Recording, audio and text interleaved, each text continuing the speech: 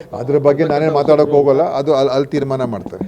ಅದು ಏನು ಯಾವ ಥರ ತೀರ್ಮಾನ ಮಾಡಬೇಕು ವರಿಷ್ಠರು ಕೂತ್ಕೊಂಡು ಮಾಡ್ತಾರೆ. ನಾನು ಅದ್ರ ಬಗ್ಗೆ ಏನು ಹೇಳೋಕೆ ಹೋಗಲ್ಲ. ಕೊಡ್ಬೋದು, ಯಾರು ಬೇಕಾದರೂ ಕೊಡ್ಬೋದು. ಯಾರಿಗೆ ಅವಕಾಶಗಳು ಸಿಗ್ತದೆ ಸಿಗೋದಿಲ್ಲ ಹೇಳೋಕ್ಕಾಗಲ್ಲ. ಎಲ್ರಿಗೂ ಸಿಗೋದಕ್ಕೆ ಸಾಧ್ಯ ಇಲ್ಲ. ಅದಕ್ಕೋಸ್ಕರ ನೋಡಿ, ಹೊಸಬ್ರಿಗೂ ಕೂಡ ಕೊಡಬೇಕು, ಹಳಬರು ಕೂಡ ಇರಬೇಕು.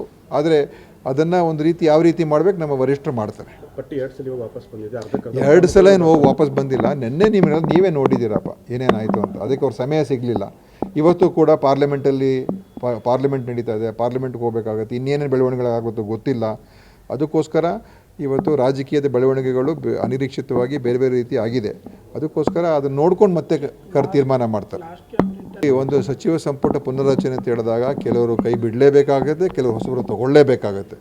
ಇದ್ರ ಪುನರ್ರಚನೆ ಯಾಕೆ ಮಾಡಬೇಕು? ಹಳಬರನ್ನೇ ನೀವೆಲ್ಲ ಮುಂದುವರಿಸ್ಬೋದಾಗಿತ್ತಲ್ಲ. ಅದಕ್ಕೋಸ್ಕರ ಅದು ಹಾಗೇ ಆಗುತ್ತೆ. ಎಲ್ಲರೂ ಕೂಡ ಬಂದೇ ಬರ್ತಾರೆ ಅಂತ ಏನಿಲ್ಲ. ಮತ್ತು ಕೆಲವು ಹೊಸ ಜನರು ಕೂಡ ಅವಕಾಶಗಳು ಸಿಗಬೇಕು. ಎಷ್ಟೋ ಜನರಿಗೆ ಪಾಪ ಸೀನಿಯರ್ಸು ಇದ್ದಾರೆ, ಅವ್ರಿಗೆ ಅವಕಾಶಗಳು ಕೂಡ ಸಿಕ್ಕಿಲ್ಲ. 4 ಸಲ 5 ಸಲ 6 ಸಲ ಗೆದ್ದಿರೋರು ಇದ್ದಾರೆ, ಮಂತ್ರಿಗಳಾಗದೇ ಇರುವಂಥವ್ರು. ಅವ್ರಿಗೂ ಕೂಡ ಅವಕಾಶಗಳು ಸಿಗಬೇಕು. ನೋಡೋಣ. ನಾನು ಅದರ ಬಗ್ಗೆ ಮಾತಾಡೋಕ್ಕೆ ಹೋಗಲ್ಲ. ನಾನು ಮೊದಲೇ ಹೇಳಿದ್ದೀನಿ, ಏನು ತೀರ್ಮಾನ ಮಾಡ್ತಾರೆ ನಮ್ಮ ವರಿಷ್ಠರು ಅದ್ರ ಪ್ರಕಾರ ನಾವು ಹೋಗ್ತೀವಿ. ನಾವೇನು ನಿರೀಕ್ಷೆನೂ ಏನು ಇಟ್ಕೊಂಡಿಲ್ಲ ಅಥವಾ ಏನೂ ಇಲ್ಲ. ಅದು ಏನು ತೀರ್ಮಾನ ಮಾಡ್ತಾರೆ ನಾವು ಪಕ್ಷದ ಈಗ 3 ವರ್ಷ ನಮ್ಗೆ ಕೊಟ್ಟಿದ್ದರು. ನಾವು ನಮ್ಮ ಶಕ್ತಿ ಮೀರಿ ಕೆಲಸ ಮಾಡಿದ್ದೇವೆ. ಮುಂದೆ ಏನು ಜವಾಬ್ದಾರಿ ಕೊಡ್ತಾರೆ ಮಾಡ್ತೀವಿ ನಮ್ಮ ಪಕ್ಷಕ್ಕೋಸ್ಕರ. ಚಿಕ್ಕಮಗಳೂರು ಜಿಲ್ಲೆಗೆ ಮಂತ್ರಿಗಿರಿ ಸಿಗ್ಬೋದು, ಹೇಳೋಕ್ಕಾಗಲ್ಲ. ಸಿಗ್ಬೋದು ಕೊಡಬೇಕು. ಚಿಕ್ಕಮಗಳೂರಲ್ಲಿ 5ಕ್ಕೆ 5 ಗೆದ್ದಿದ್ದೀವಿ. ಒಬ್ಬರು ಏನಂದರೆ ಒಂದೇ ಸಮಸ್ಯೆ ಏನಾಗಿ ಎಲ್ಲರೂ ಪ್ರಥಮ ಬಾರಿ ಗೆದ್ದಿರೋಂಥವ್ರು.